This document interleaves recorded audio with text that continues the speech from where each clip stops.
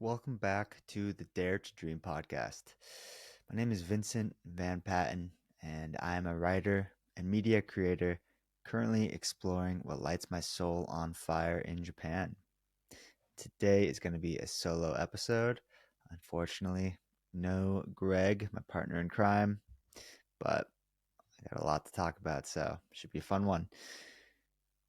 This morning, woke up at 4 a.m., which is not entirely unusual for me, but that's still pretty early. But the sun comes up here in Japan, it's midsummer and comes up at like 4:30. So once I start to see the light in the sky, I get excited and I just want to get out there and start the day. And that is to be excited about starting your day. I mean, it's a blessing. I'm so grateful for that to have, it's not easy, this life for any of us. We'll get deep quick in this one, but it is not easy and been through a lot of shit lately. It's been a hell of a ride. Um, but I'm getting my fire back. Everything is changing right now for me, and getting that enthusiasm, that excitement, that joy in the morning is a telltale sign that I have my love of life back. And so sometimes, I get up at like 4, but then I'm like, all right, it's 4 o'clock. Let's get a few more hours of sleep, go back to sleep. But today I'm like, no, let's get out there. Let's get up if you want to. And on the podcast Modern Wisdom with Chris Williamson, there was a Harvard professor on recently, and he was talking about people asking him what they should do with their lives. People, young people, recent grads, and people still in school. And he said, get up at like 4 in the morning and go walk outside before and during the sun coming up, sunrise. And I read one of the top comments is like, that's like terrible advice. It said something like, just saying that was not good practical advice. And I remember just thinking, like, buddy, the comment, like, you're missing the point here. Like, what do you want him to say? Like, I don't know. How to find your passion. Like, what I guess this kid wanted practical, real advice, which is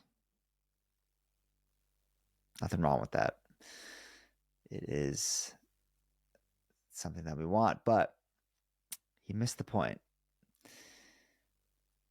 And I realized that today. I realized why. So I went out there and the sun is starting to come up and the sky is just pink in a different way, I think, than sunset in the evening. Especially because how still and how quiet and how sort of empty it is in the morning. It just makes it a different environment. And the fact that you've just woken up, you're in this kind of dream state, sort of you're fresh as opposed to being tired at the end of the day.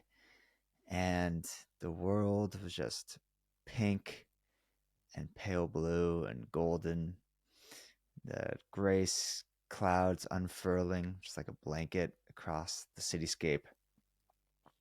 And I looked up and saw the moon, half moon shining in the sky. And it has been too long since I've seen the moon. I just stood there in appreciation and just awe for how beautiful the morning was. And I walked, and cicadas are buzzing in the trees, the symphony of summer here in Japan, the sound of just insects, and a few other people out there riding bikes. It's just a very still and contemplative time. I think that's what this professor was getting at. He's not saying this is going to show you exactly what you should do with your life by getting up and walking in the morning. He's saying that by getting up by doing something abnormal, by taking life in your own hands in a way and getting out there before the world wakes up. It's sort of this abnormal time where, and this is when I love to write, like really early, because the normalcy has not yet begun. It seems things which occupy our mind during the day, and you know, I leave my phone on airplane mode overnight, and then I wait until I do like my morning routine until I take it off, so I'm not bombarded with texts and just like just thinking about normal things before I do the stuff that I think matters to me, which is like meditating, the stuff that settles me, the stuff that I have control over before life takes control. I think that is the point of the morning walk. Taking control of your life before life takes control of you.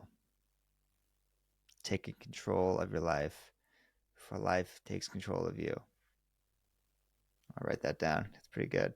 Taking control of your life before. And you get out there, and so I've not yet looked at my phone. I'm on this walk, and you're just thinking about how beautiful the world is, because you can't help but think that if your eyes are open and you're walking at 4:30 in the morning. Maybe you are thinking about what matters to you, about the people in your life, or just what you do have to do during the day, and you could just think more clearly. And I think that is the point of it. That's what he was getting at. Taking a walk early in the morning simplifies life. And the more we simplify, the more we see the truth of our lives. So I highly recommend it. And I'm going to try to do it, I think, now more often than not. Um, so that was a beautiful start to the morning. It reminded me of my first morning in Tokyo 5 years ago, my first trip here. I mean, I guess I am a morning person, but I arrived the night before with my best friends, and it's like 4:30 or 5 in the morning. The next day, I'm in the hostel, and I just start rustling around. My buddy Morgan hears me moving around, and I see him poke his head out of the bunk bed in the dorm room. I'm like, dude, I'm getting out there. I can't wait any longer. So first, it was a dream to come to Japan, and this was I had no intention of sleeping in the hostel. Let's just put it that way. And we caught the sunrise. We explored Tokyo. We went to Tsukiji Market, where they have the tuna fish sale, the biggest, most famous one in the world. We didn't actually see that. I think that's at like 3 in the morning, where they auction off the tuna. But we had like some, I think, chicken liver at like 6 a.m. We were just getting our feet wet, and it was, man, it was beautiful. Just that feeling. The morning is a special time, especially that early. So take advantage of it if you can. Man, so as I was saying, life just feels crazy right now. If you've been following along with my personal journey, I've kind of been on this spiritual odyssey for the last 2, was it 3 months, maybe 2.5 months, starting in May, June, July, oh, May, June, a little over 2 months. It's been where I've just dedicated myself to healing spiritually and physically and emotionally. I kind of realized that the physical pain that I felt in my body for the last 6 years, the back pain, has been caused by my emotions and just not having dealt with emotions from childhood and emotions from present day, and just slowly but surely I've come to realize that I needed to do an overhaul of my emotional well-being, of my brain circuitry, and literally relearn, you know, relearn how to treat myself. And I had to unlearn, in the process of unlearning the pain signals that my brain has been giving me for the last 6 years. It's called TMS, the mind body syndrome. And it's when your brain creates pain in your body to distract you from emotional pain.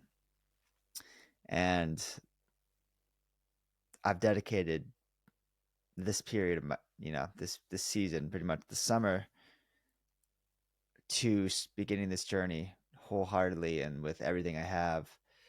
And the healing will slow down, but the self exploration and inner work, I'm just starting on this journey, and it's mind blowing. But I've been doing just tons of reading and read all these books by Dr. John Sarno on TMS, so I could understand how, like, what's happening in the bodies, how the brain is creating this pain, how to unlearn it. And it's happening. It really is happening. I'm getting my life back. I realize my body is not broken and that I just need to pretty much, like I said, retrain my brain to realize that when I feel things physically, it's emotion that is looking for a way to be heard. And the only way to get our attention is through physical pain. And the pain is real. I felt real physical pain for the last 6 years for sure. But it's not because of something structurally wrong in your body. It's because it's pretty much the only way for the brain to get your attention is through, oh wow, yeah, my back's hurts. But until you realize that this is TMS, that's an emotional source, you will believe, and I have believed for the last 6 years, that the pain was physical. So I was trying to treat it physically.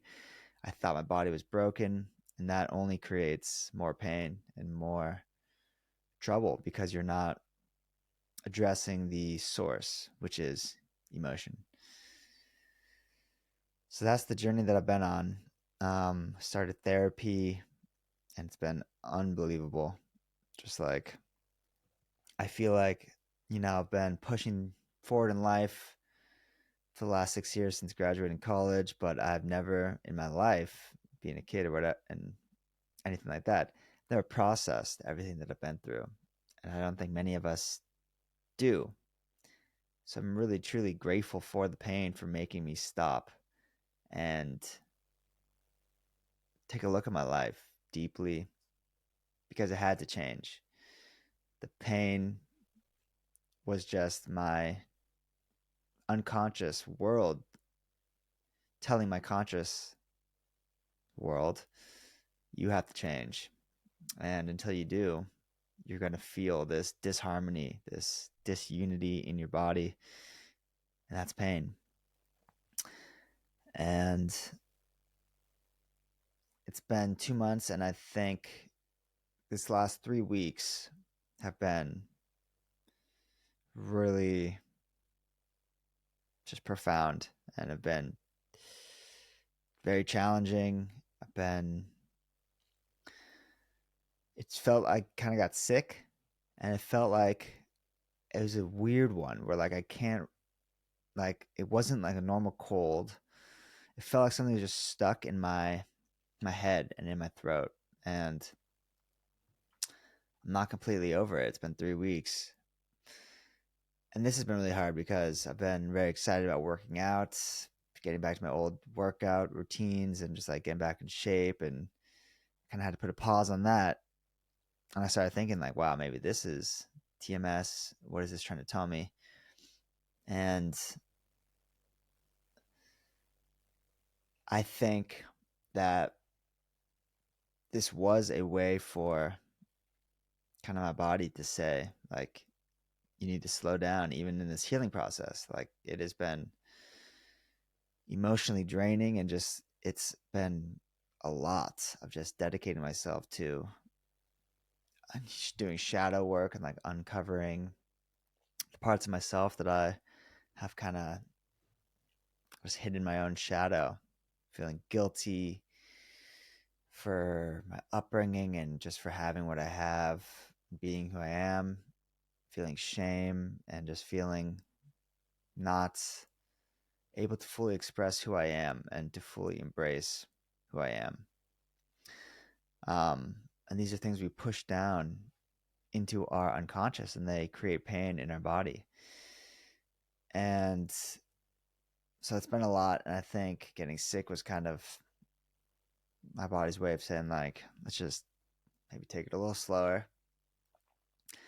But it's crazy. I think it all happened for a reason, because I ordered this book, You Can Heal Your Life by Louise Hay, who's kind of the one of the legends in the self-help spiritual game. And it took about a month to arrive here in Japan. And I realized before reading this book that I'm like, wow, I think with this sinus thing or just feeling stuck in my head, this like strange feeling, I think it's a way to hold me from trying to move on impatiently without truly loving who I am and accepting and embracing who I am and this stage in my life without trying to erase it and just move on from it. Like, I can't tell you how bad I want to say goodbye to this part of my life that's not this part of my life, but just say goodbye to the pain. And the pain derives from things I can't understand about myself, but I'm starting to. And, I want to be out of pain. And I've been wanting to just like say goodbye and just push forward and just get out of this. But I think this was making me stop and say, no, like you can't move on until you love yourself as you are. If you think you're flawed, which of course we all are, if you think you're broken, if you think you've made mistakes, you need to accept and love and embrace all that you've been through and all that's led you to this point before you can truly move on. And it's crazy, like on this journey sometimes I haven't known what next steps to take, but then it just shows up like another star just comes alive in the sky and just makes me like, oh wow. Once you start on this path, things just start happening like that and start making sense. And one of those was that this book arrived now when I was kind of in this, this journey has not been perfectly linear, straight and up. It has been, there's been vicissitudes of ups and downs and challenges and unbelievable moments, revelations, if you will. But I've just kept going. And one of these, it's basically, it's been a bit of a valley in the last few weeks of just like feeling frustrated with this being sick and stuff. But then getting this book now while I'm in it. And as I was starting to have those thoughts of like, I think that is the reason for this, is that I need to love myself first. This book is all about that, about loving yourself. And all things really, everything we do in life cascades from loving and accepting ourselves as we are. I brought this up to my mom, who's a very spiritual person, and she's a life coach, spiritual psychologist. You think that I would talk to her more about this stuff? I do, but I think it's tough with family, because I feel when I talk to like my mom or my brother, I kind of go back in some ways to that mindset of being a kid and just kind of it's hard to fully open up as new this new version of me, or just it's hard to be something new, I think, for anybody. Like my whole life I've been my mom's son, and I still am. But it's hard. It's just a strange thing to to feel so different and to that's why I think therapy's so awesome for me and just in general is because I do think it takes working with somebody who doesn't know your past and doesn't who isn't your mom I think for starters um to just have a clean slate. So I do definitely do go to my mom for really anything. Like I feel low and I need help, but like she knows it and she guides me where she can, but she doesn't force this stuff on me and it's my journey. She realizes that. But anyways, told her about this concept of needing to love myself before moving on and my grandpa, she told me that my grandpa Richard Russell actually had lunch or something. A nice luncheon with Louise Hay back in the day. And she's an elder woman who has since passed away, but and her whole thing was like you have to love yourself. That's just the beginning. That's the core and the essence of everything. And my mom is like, that just it's hard to love yourself. You know, we make what we think are mistakes in life, and you could tell yourself a million times in the mirror like I love you, but it can be hard when you don't love yourself. You know. And she said, we don't need to work to love ourselves and like beat it into ourselves. We just have to realize that we are love in itself. And I like that. It's whatever takes the pressure off. And I think that does to just realize like I don't have to work to love myself. Just realize that you are love and everything you do is an emanation of that.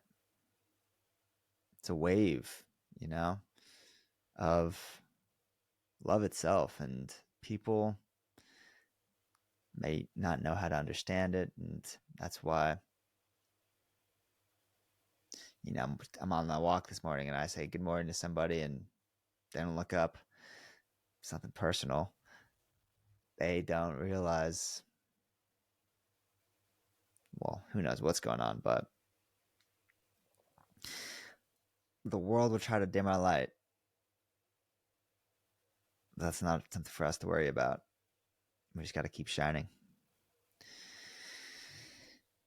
So basically, realized, my wow, that was another sign that I think I've truly got to learn this lesson of loving this stage and saying thank you for it. That's another thing before I could truly move on. Another thing that kind of just was like, well, is I felt that like stuck in my throat. Just kind of weird, being sick. Not like a sore throat, but just like it just feels stuck. And she writes in the book, um,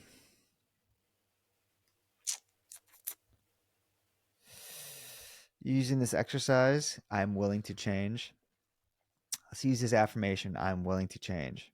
She writes, repeat this often. I'm willing to change. I'm willing to change.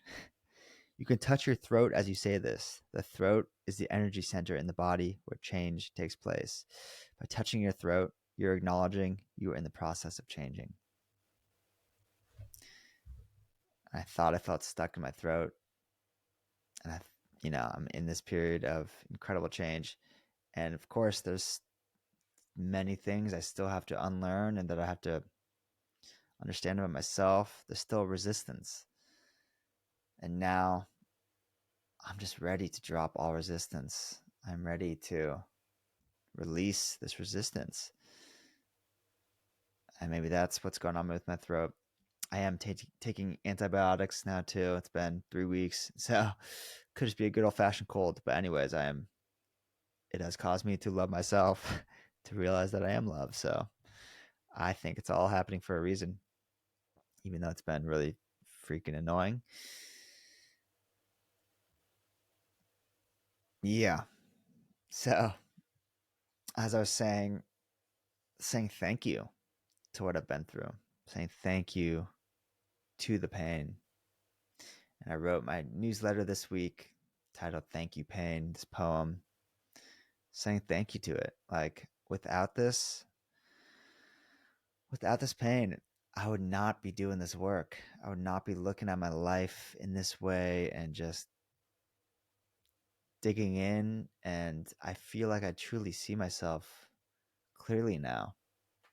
I see the ways I've thought for the last 28 years, but specifically this last 6 years as I've kind of embarked on my own journey to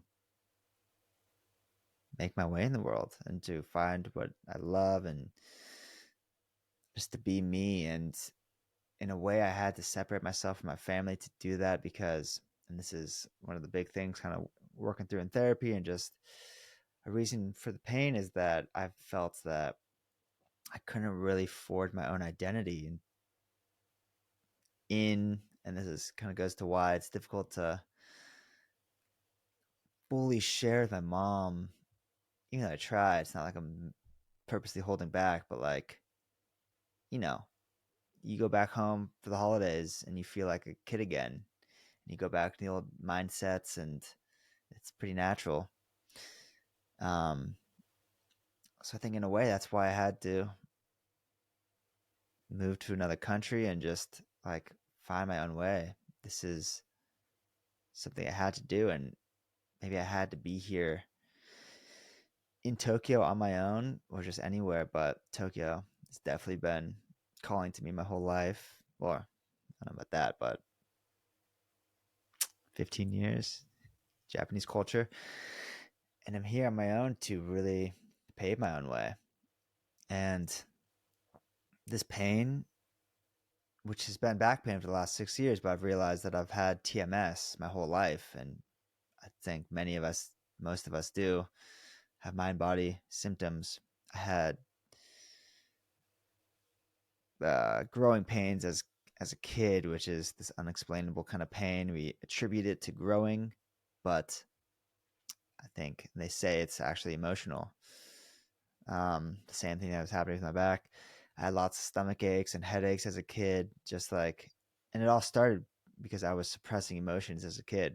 I didn't know how to express myself. I didn't know, I didn't even know or understand what I was feeling. And I would kind of just go to my room and hide and lock the door and just not want to talk and just stew on emotions. And that was when the pain began. It's just a wild thing to come to understand. And I'm just grateful that it's happening now. And saying thank you for it, I think, is a big part of this.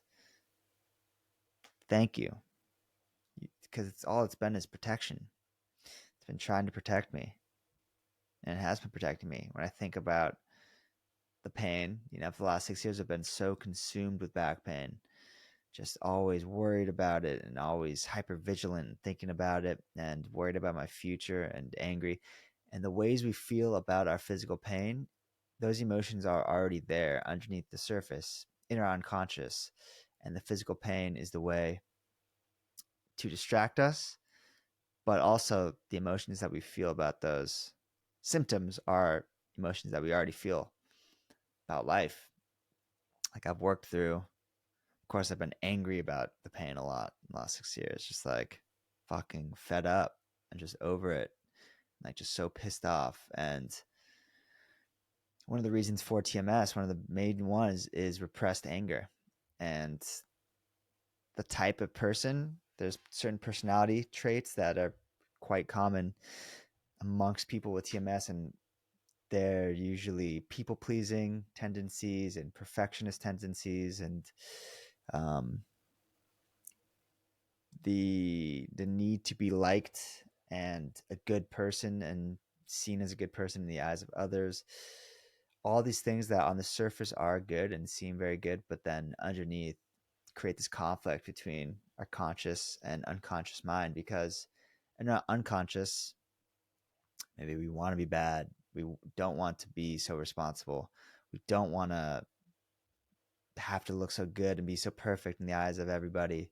We want to just, and this is our, what the psychologist Sigmund Freud called the id, this part of our unconscious mind that is kind of the infant mind that just wants to be satiated and narcissistic, and it's like the little kid in us that is, what does a baby do? They just want to be fed, and it's all about them. But then we get older and we develop an ego, and our conscious mind, you know, starts to forge this identity. And then there's the super ego on top of all of this, which is kind of the society standards, and it's supersedes kind of an umbrella over all of us. And it's like, I have to be this way because everybody else is. I have to do this because this is what you're supposed to do. This makes me a saint or a good person. And it's all this extra pressure on top of, so basically, the super ego and the id, the child, and the parent, so to speak, are in constant conflict. And the ego, the self, is kind of caught in between. And all these three parts of our soul, if you will, are in constant tension and dance, um, at all times. Think about in 1 minute, the span of different thoughts that you'll have. Some will be like, oh, damn, I'm hungry or horny, or I just want to go to sleep. Those are all just thoughts of the id, the animal, childlike instinct in us. And then some thoughts would be like, oh man, I wonder how people thought about my speech, or whatever. Like, what does that girl think of me at work? And what am I supposed to be like? And oh man, what will they think of me if I'm not on time? It's like just the judgment of others. And then maybe you have a thought of like, who am I? What do I actually want? What am I doing here? Maybe those are the ego and actually thinking of for yourself. Anyways, I went down that rabbit hole. Not exactly sure why, but I think, let's see. I think in the pain. It was protection.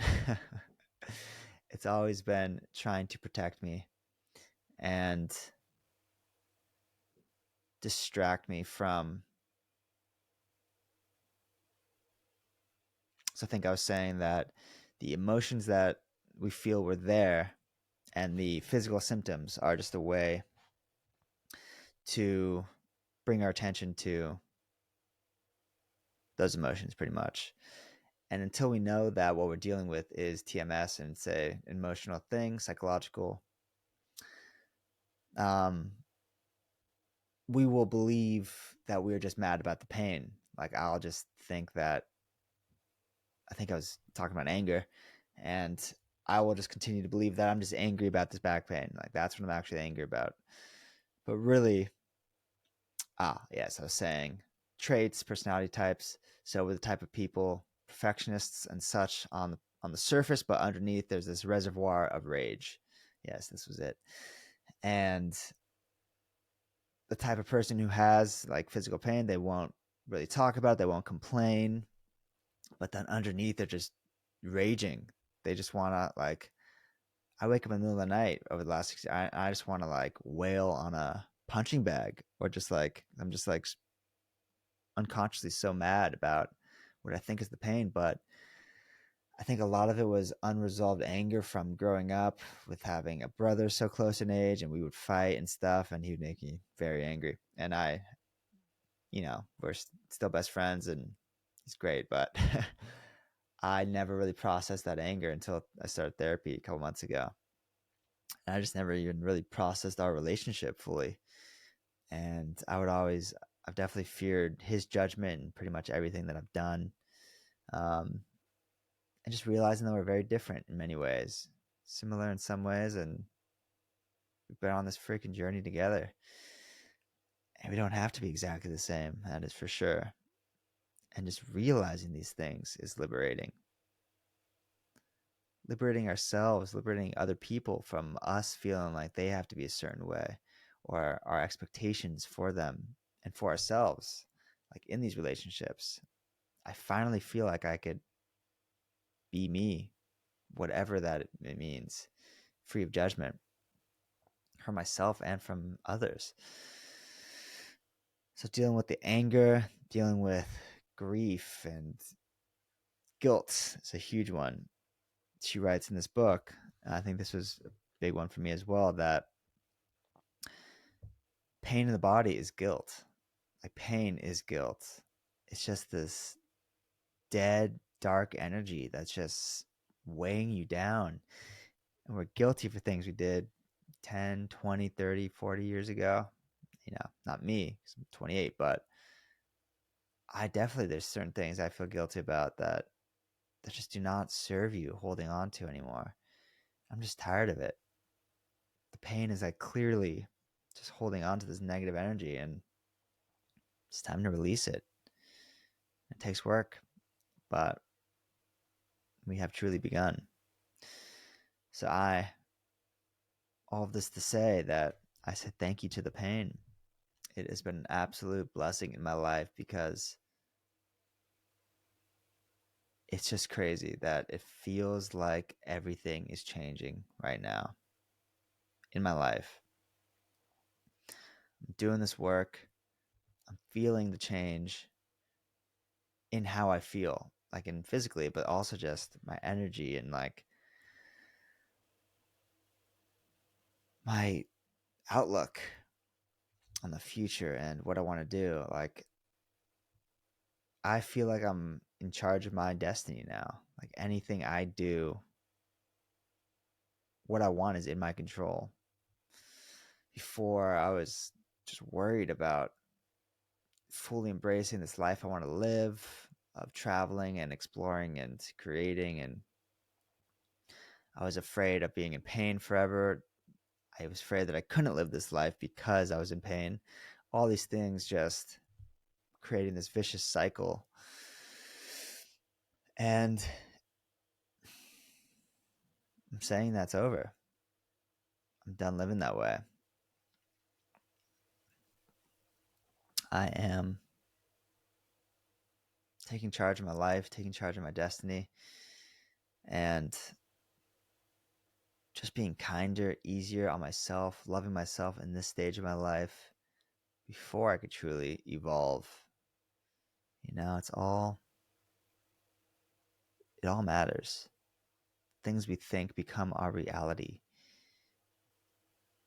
We create everything in our lives. We create the way we feel, we create our relationships, we attract what we put out into the world.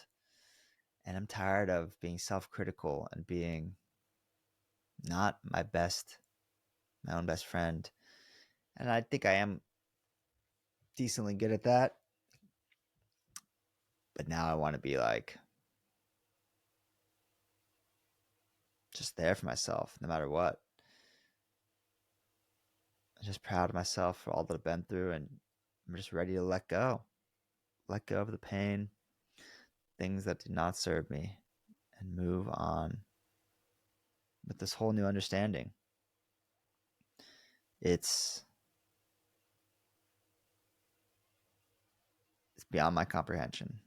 It's truly an extraordinary feeling. And it all kind of comes down to of those huge statements. Fear. Like, fear is the killer. It's the thing we gotta break. Nothing truly matters enough to take our peace of mind and energy and health. And it's fear. Fear of what others think, fear of judgment, fear that we're not enough, that we're not worthwhile, that we're not worthy of love. And fear causes us to become our own worst enemies. It causes us to live a small life. I'm just ready to embrace it all. I want so badly for everything to change, and I'm realizing what I want, and I'm ready to make the commitment and the dedicate and the have the discipline to go for it. I'm ready to live a truly extraordinary existence and not be ashamed of it. And it's because of the pain. And it's absolutely wild.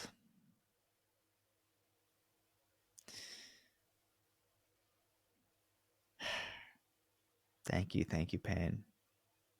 But it's time to see you go. I wrote that as I was looking up to the moon this morning, that it's been too long since I've seen her. The moon is looking down on me too. And she sees me shining just as bright.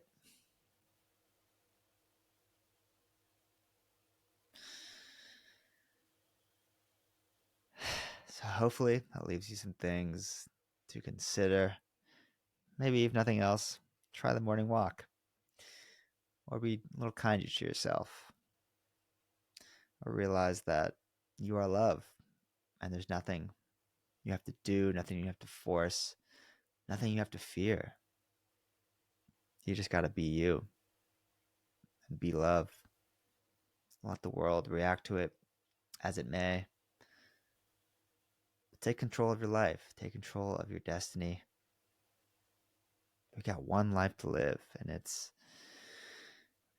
is a beautiful one.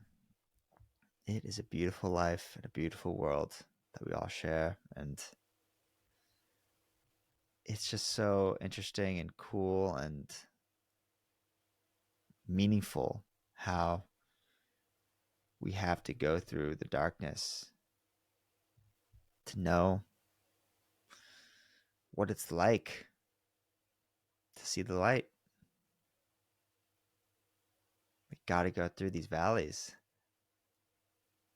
to just understand who we are and what we're made of and what life comprises, what is possible. Every time I've gotten low, I've come out the other side better. But we don't need to always go low before we go high. I'm ready to fly. And with that, I hope you are too. Thank you so much for listening. Please, if you like this podcast, give us a like, if that's a thing. Comment, 5-star review. For changing your life in any way, this is such an honor and a gift to do this podcast, to share our journey. Lego, McGrego, and I. Things we're learning, what it's like, not just on the other side of the fire, what it's like dancing in the flames, the highs and the lows, the vicissitudes of going for your dreams and living a story worth telling. God damn, it's a blessing. All right. 8 o'clock here in Tokyo. I'm going to attack the day. Much, much love.